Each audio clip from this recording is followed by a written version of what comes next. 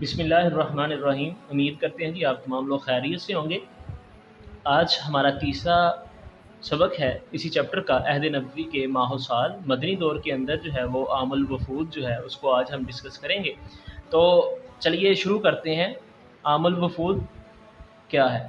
عام کا معنی ہے جی سال، اور وفود وفد کی جمع ہے جس کا معنی لوگوں کی جماعت ہے۔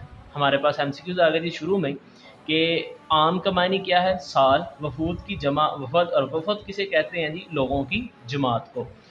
عام الوفود سے مراد وہ سال ہے جس میں پورے عرب سے کثرت کے ساتھ وفود نبی کریم خاتم النبیین صلی اللہ علیہ وآلہ وسلم کی خدمت اقدس میں حاضر ہوئے۔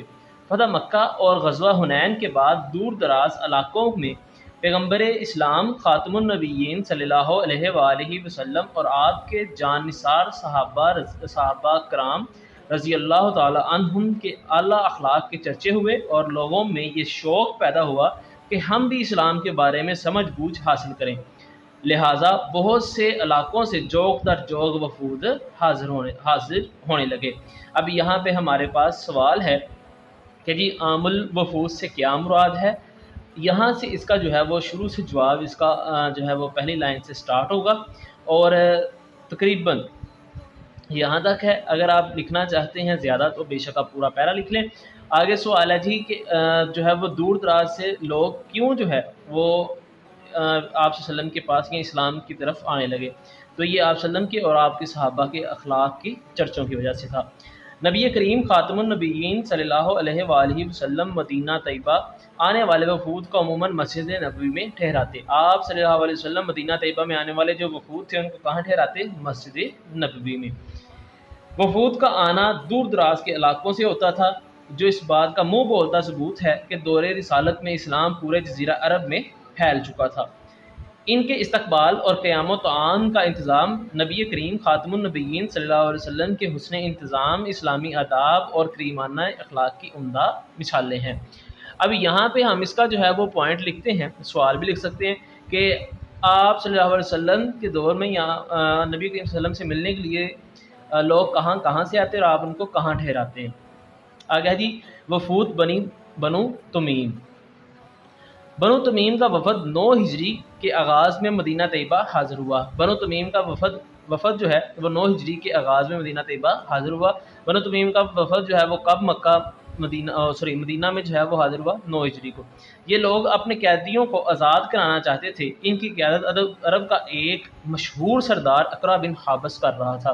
بنو تمیم کا سردار کون تھا جو ان کی نمائندگی یا قیادت کر رہا تھا؟ اقرا بن حابس۔ نبی کریم خاتم النبیین صلی اللہ علیہ وسلم ظہر سے پہلے قیلولہ یعنی کہ دوپہر کو آرام فرما رہے تھے۔ قیلولہ کسے کہتے ہیں جی؟ دوپہر کے وقت جو ہے وہ آرام کرنے کو۔ انہوں نے نبی کریم خاتم النبیین صلی اللہ علیہ وسلم کو بے آرام کیا۔ آپ صلی اللہ علیہ وسلم کے گھر کے باہر پکارا، آوازیں دیتے رہے۔ آپ خاتم النبیین صلی اللہ علیہ وآلہ وسلم کے پاس داخل ہونے کی اجازت نہ طلب کی تو اللہ رب العزت نے سورۃ حجرات نازل فرمائی، جس میں رسول اللہ خاتم النبیین صلی اللہ علیہ وسلم کی بارگاہ میں حاضری کے آداب سکھائے گئے۔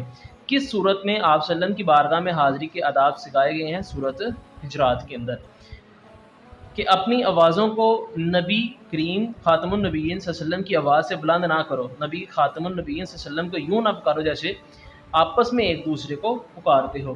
یہاں پہ سوال ہے جی سورۃ حجرات میں آپ صلی اللہ علیہ وآلہ وسلم کے بارے میں قرآن مجید میں کیا آداب سکھائے گئے ہیں، یا آپ کی محفل کے کیا آداب سکھائے گئے ہیں؟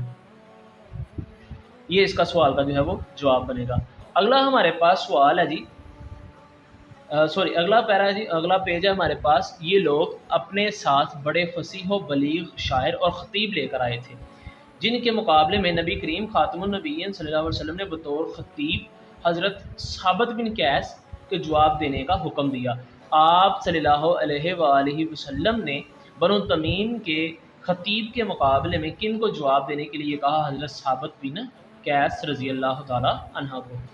بطور شاعر حسان بن ثابت کو پیش کیا کہ اٹھو اور ان کا جواب دو۔ بنو تمیم کے شاعروں کے مقابلے کا جواب دینے کے لیے آپ صلی اللہ علیہ وسلم نے کس صحابی کو جو ہے وہ شاعر کے طور پہ اٹھایا حضرت حسان بن ثابت کو. ان کو دربار رسول مآب صلی اللہ علیہ وسلم کا شاعر بھی کہا جاتا ہے. انہوں نے تسلیم کر لیا کہ آپ نبی کریم خاتم النبیین صلی اللہ علیہ وسلم کے خطیب اور شاعر دونوں بہت اعلیٰ ہیں. اقرا بن حابس بارگاہ رسالت سے اتنا متاثر ہوا کہ آپ کے اپنے آبائی دین کو الوداع کہا اور وفد سمیت اسلام قبول کر لیا. اب اگلا ہے جی ہمارے پاس وفد نجران. عرب کے علاقے نجران میں نصارہ بڑی تعداد میں آباد تھے.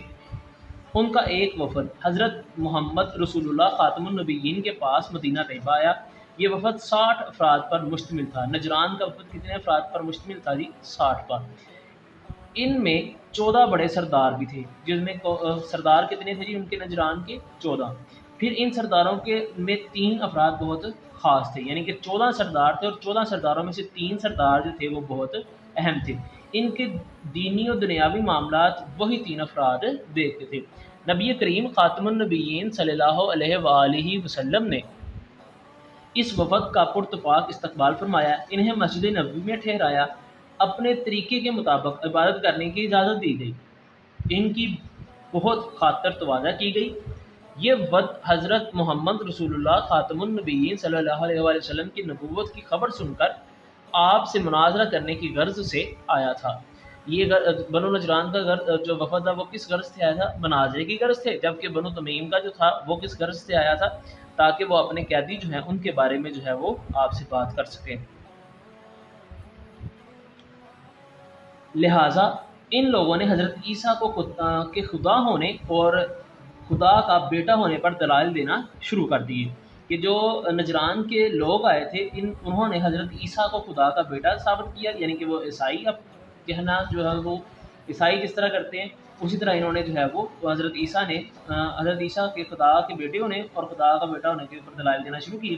نبی کریم صلی اللہ علیہ وآلہ وسلم نے تمام دلائل سماعت فرما کر ایک ایک دلیل کو رد فرمایا، لیکن وہ لوگ اپنی ضد پر ڈٹے رہے.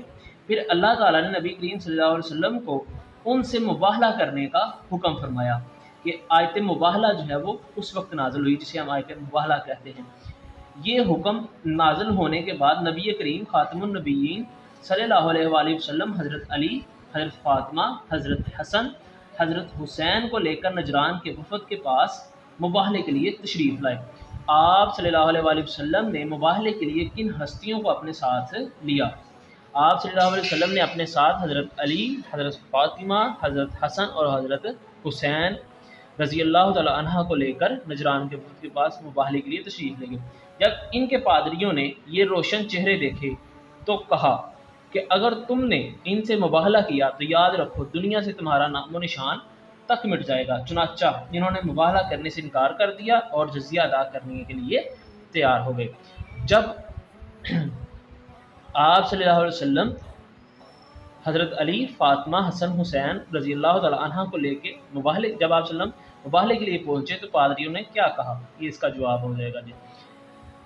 اس کے بعد نبی کریم خاتم النبیین نے فرمایا، قسم ہے اس ذات کی جس کے قبضے میں میری جان ہے، اللہ تعالیٰ کا عذاب اہل نجران کے نزدیک آ چکا تھا، اور اگر یہ مباہلہ کرتے تو انہیں جانور بنا دیا جاتا، ان کی وادی میں آگ بڑکتی رہتی اور انہیں ملیاں میٹ کر دیا جاتا، یہاں تک کہ درختوں پر پرندے بھی ہلاک ہو جاتے، اور سال ختم ہونے سے پہلے سارے نصارہ فنا ہو کر فنا کے گھاٹ اتر جاتے. آپ صلی اللہ علیہ وسلم نے اہل نجران کے بارے میں مباہلہ کرنے کی صورت میں کیا وعید سنائی؟ اگلا ہے جی ہمارے پاس وفد عبد القیس. اس وفد میں 20 آدمی تھے. جو بنو تمیم کا تھا اس میں ہمیں افراد کی تعداد جو تھی وہ نہیں بتائی گئی تھی. نجران کے اندر جو ہے وہ 60 افراد تھے، جن میں سے ان کے 14 بڑے سردار، 3 خاص افراد تھے، اور جو بنو قیس ہے، عبد القیس ہے، اس کے اندر 20 لوگ جو تھے وہ شامل تھے. ان کے سردار کا نام منذر بن عائز اور لقب اشج تھا.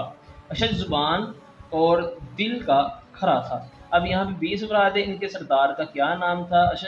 اشج جو تھا وہ زبان کا کھرا اور زبان اور دل کا کھرا آدمی کھرا تھا. وفد عبد القیس کی بارگاہ نبوی میں آمد سے پہلے نبی کریم خاتم النبیین صلی اللہ علیہ وسلم نے صحابہ کو خبر دی کہ مشرق سے کچھ سوار آ رہے ہیں جو اسلام قبول کریں گے۔ وفد عبد القیس کے لوگ جب نبی کریم خاتم النبیین صلی اللہ علیہ وآلہ وسلم کے پاس حاضر ہوئے تو آپ نے ان کا والہانہ استقبال فرمایا۔ انہوں نے حضور خاتم النبیین صلی اللہ علیہ وآلہ وسلم کے چہرہ انور کی خوبصورتی کو دیکھ کر آپ صلی اللہ علیہ وسلم کے دست مبارک اور پائے اقدس کو بوسہ دے کر محبت و عقیدت کا اظہار کیا۔ جو اہل عبد القیس تھے انہوں نے آپ صلی اللہ علیہ وسلم کی بارگاہ میں محبت اور عقیدت کا اظہار کس طرح فرمایا؟ اس وفد کے سردار نے حضور اکرم خاتم النبیین صلی اللہ علیہ وآلہ وسلم کے پاس حاضری سے پہلے غسل کیا، عمدہ اور پاکیزہ کپڑے پہنے اور حلم اور وقار کے ساتھ بارگاہ رسالت میں حاضری دی۔ نبی کریم خاتم النبیین صلی اللہ علیہ وآلہ وسلم نے اس کی وضع اور آداب کو پسند کرتے ہوئے اس کی حوصلہ افزائی فرمائی اور ارشاد فرمایا، بلا شبہ دو خوبیاں تم میں ایسی ہیں جو اللہ کو بہت محبوب ہیں، ایک حلیم یعنی جلد بازی نہ کرنا اور امور معاملات میں غور و فکر کرنا، اور دوسری خوبی وقار ہے۔ دوران گفتگو میں آپ خاتم النبیین صلی اللہ علیہ وسلم نے حرمت والے مہینوں ذوالقعدہ اور ذوالحج، محرم اور رجب کے بارے میں انہیں آگاہ کیا۔ نبی کریم خاتم النبیین صلی اللہ علیہ وسلم نے ان کو نماز، روزہ، زکوٰۃ اور غنیمت میں سے ادائے خمس کا حکم دیا کہ مال غنیمت جو ہے اس کا جو 5واں حصہ ہے وہ آپ دیں گے۔ نبی کریم خاتم النبیین صلی اللہ علیہ وآلہ وسلم نے ان کے لیے دعا فرماتے ہوئے ارشاد فرمایا، اے اللہ عبد القیس والوں کو کی بخشش فرما۔ یہ وفد 10 دن حضور خاتم النبیین صلی اللہ علیہ وآلہ وسلم کی بارگاہ میں رہا، قرآن مجید اور احکام شریعت سیکھے۔ آپ خاتم النبیین صلی اللہ علیہ وآلہ وسلم نے ان کو تحفے تحائف دیے، اشج کو بہت زیادہ مال عطا فرمایا اور ان کو واپس جانے کی اجازت مرحمت فرمائی۔ اب اس کے جو ہے وہ ہم سوال دیکھتے ہیں کہ اس کے اندر سوال جو ہیں وہ کون کون سے بنتے ہیں۔ تو اس پیرے کے اندر جو ہے وہ ہمارے پاس پہلا ہے کہ جی جو بنو قیس والے تھے، عبد القیس والے، انہوں نے آپ صلی اللہ علیہ وسلم کی بارگاہ میں کس طرح عقیدت کا اظہار کیا۔ اس وفد کے سردار یعنی کہ اشج نے آپ صلی اللہ علیہ وسلم کی بارگاہ میں حاضر ہونے سے پہلے کیا اہتمام فرمایا؟ نبی کریم صلی اللہ علیہ وسلم نے اشج کے یا ان کے سردار کی کے آداب کو پسند کرتے ہوئے ان سے کیا فرمایا؟ آپ صلی اللہ علیہ وسلم نے اشج کے بارے میں 2 خوبیاں جو ہیں وہ کون سی بیان فرمائی؟ اس کے بعد یہاں سے اگلا سوال ہوتا ہے کہ جی آپ صلی اللہ علیہ وسلم نے حرمت والے مہینے کون سے بیان فرمایا کہ حرمت والے مہینے کون سے ہیں؟ یہ MCQs میں پوچھ سکتے ہیں، ذوالقعدہ، ذوالحج، محرم اور رجب عزت حرمت والے جو ہیں وہ مہینے ہیں۔ اس کے بعد نبی کریم صلی اللہ علیہ وسلم نے جو بنو قیس والے یا عبد القیس والے تھے ان کے لیے کیا دعا فرمائی، اور انہوں نے کتنے دن آپ صلی اللہ علیہ وسلم کے پاس جو ہے وہ قیام فرمایا۔ اس سبق سے ہمیں نبی کریم خاتم النبیین کی تعلیمات سے یہ درس ملتا ہے، اس سبق سے ہمیں یعنی کہ عام الوفود کے سبق سے ہمیں کیا درس ملتا ہے کہ یہ درس ملتا ہے کہ ہمیں دوسروں کے گھروں میں داخل ہونے سے پہلے اجازت طلب کرنی چاہیے، معاملات میں جلدی نہیں کرنی چاہیے، امور معاملات کو انجام دہی میں غور و فکر کرنا چاہیے، اور اپنی ذاتی زندگی میں وقار و احترام کو ملحوظ خاطر رکھنا چاہیے۔